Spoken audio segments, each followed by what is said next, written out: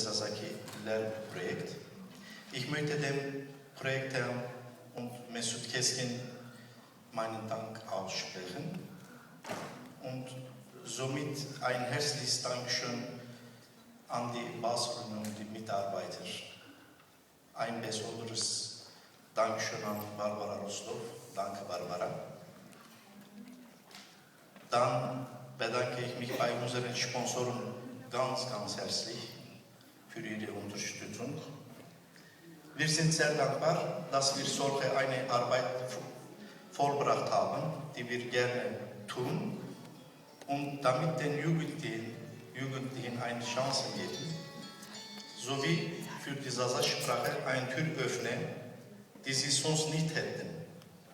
Ich bin sehr dankbar, dass ihr alle da seid. Nochmals herzlichen Dankeschön. Auch an alle. Smal sarı smal maser heramuy. Kılmek zorunmadık. Bugün o kitap tabi savser ravek makurskada kitap maçını bir marju kitap lazım. Ma göremin kitap artı verdi. No kitabı çıkarken İsviçre'de bugün kitap Vaylan Rayna veja. Yani Alvazı Gita Musnov Zazaki, Malim Zazaki Sevgi Södre bir domanan horakya göre. Manu karar turint, manu kitap mar lazım bir. Gerek Mağana kitabı vejim yani en jedik kitabı doman var mühimi. Mana eseri görünmez. Jedi peskerden na jedi.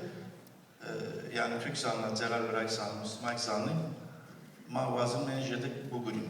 Yani marifni lazım. Teynaju gibi üstüde